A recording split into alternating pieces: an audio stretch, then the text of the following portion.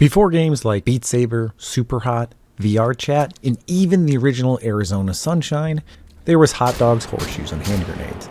And today, we're going to look at if this 2016 VR game is still worth playing in 2023 and beyond.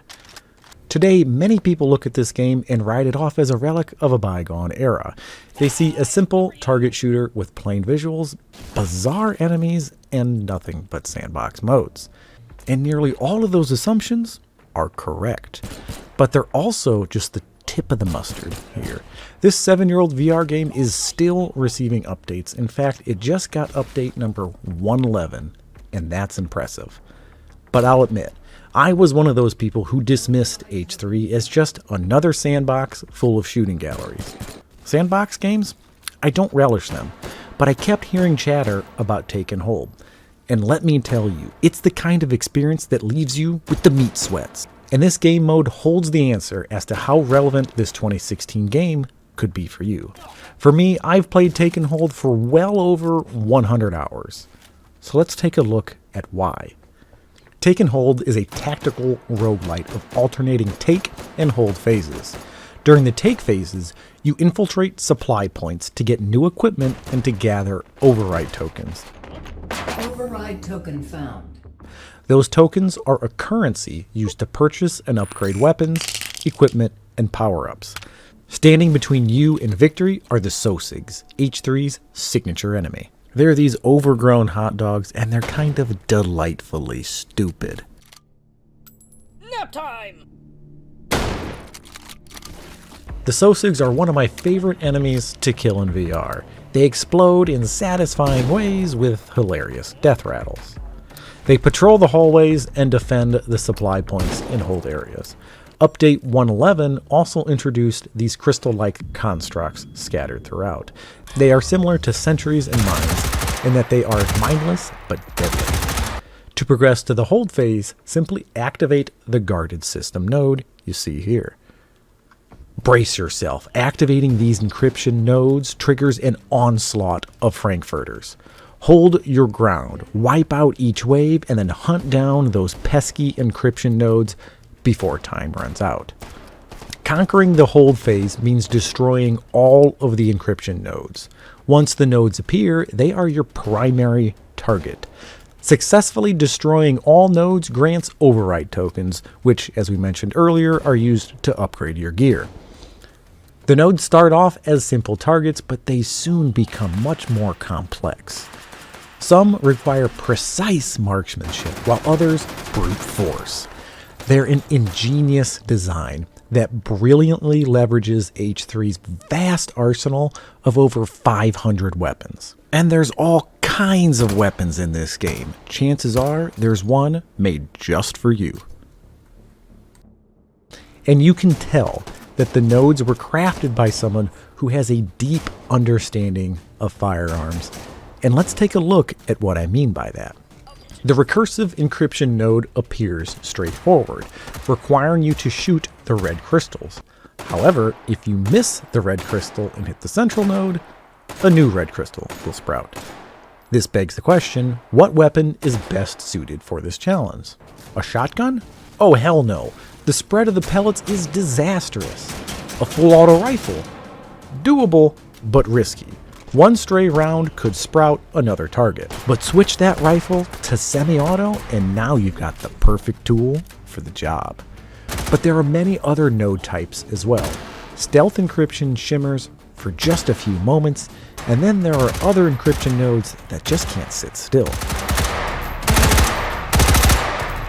And update 111 took the node system even further. It introduced new nodes like polymorphic encryption, which behave similar to recursive. However, this damn thing moves and has a mind of its own. The regenerative encryption has been in the game for a while, but got a facelift. It's now this giant block of multiple targets. You have to shoot every block to destroy it entirely. However, those blocks regenerate. But if you take out the central red block, you stunt its ability to regenerate. A gun with a high capacity mag is best for taking this node down, or sit back and let the spread of some buckshot do the work for you. However, Update 111 also introduced some nodes that fight back. And don't forget about the SOSIGs. Their onslaught doesn't stop when the encryption nodes appear. They are constantly attacking you, and the hold rooms become a pressure cooker ready to explode. But destroying the final node liquefies these dogs, so at times it's best to ignore the meat army and focus entirely on the nodes. But with so much overgrown sausage surrounding you, sometimes you just can't look away. A successful take and hold run often means completing 5 hold phases. And after each hold phase, you will not only encounter more patrols, but the SOSIGs will be better armed.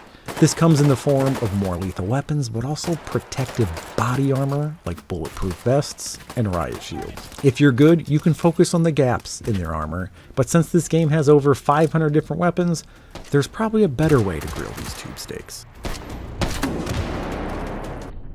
And once again, this is a brilliant way to showcase the game's attention to detail. Most pistols and SMGs can't penetrate body armor, but high caliber rifles peel those cans right open. However, if you can't find that high caliber rifle, maybe you can bridge the gap by spending override tokens on armor piercing rounds.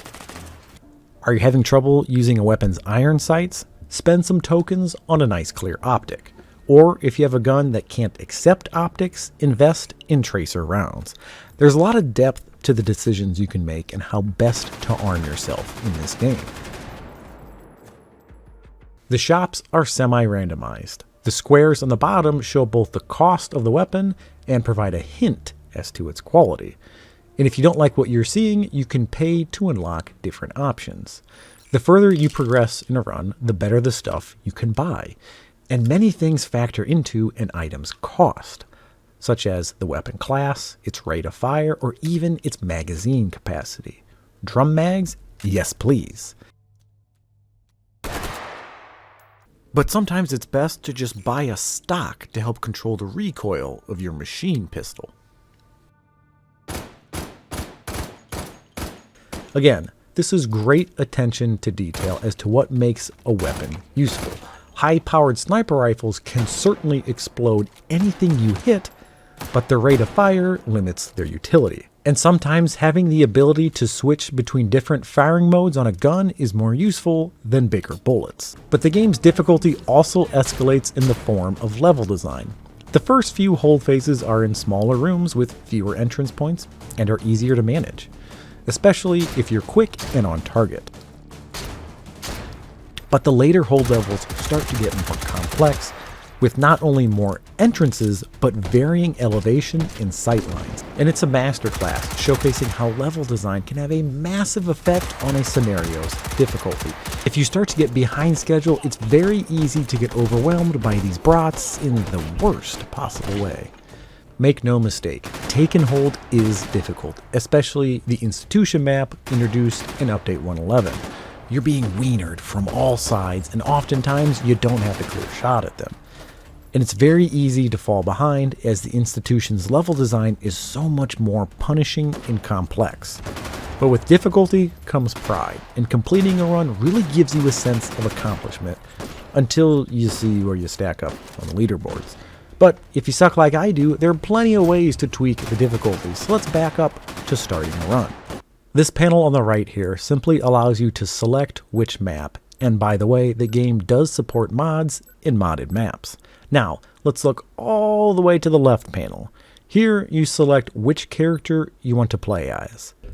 This determines the weapons you start with, which weapons will be available during a run, and sometimes tweaks the enemies you fight. The Daring Defaults section here is a relatively vanilla experience, except for Ricky Dicky Random. Every purchase you make with Ricky is completely randomized from H3's full arsenal of weapons, and it all costs the exact same. And you can really get some wacky stuff going in a Ricky run. But for the true VR connoisseurs out there, the ones who possess a deeper understanding of life's complexities, we have Wieners Through Time. These characters focus on weapons during specific time periods. It ranges from modern day stuff with Operator Ori, all the way to the historic cowboy days with cow wiener calico. The Sosigs, their weapons and equipment also match the time periods, so you can duke it out with 6-shooters in cowboy hats, Clint Eastwood style. Next, we have Meat-tastic Meats. These are specialty-themed characters and are often much more challenging. First up, we have Well Done Free Meat, featuring thematic weapons and enemies from the Half-Life universe, such as the Combine and their meat hacks.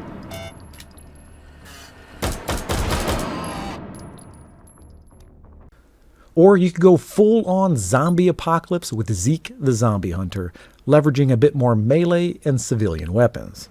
And for my Metal Gear fans out there, we have Flaccid Steak. With the Institution update, Anton, the game's developer, also added in Tournament Toby, a competitive class for players that are much better than me. And because of the modding community, we also have characters like PMC Pete, who is Tarkov inspired. Okay, and now finally, the middle panel. This allows you to tweak the run settings, and sometimes in dramatic ways. Sure, you can increase your health and undercook the AI, but you can also enable stuff like limited ammo runs and one-hit runs, which severely limit your health.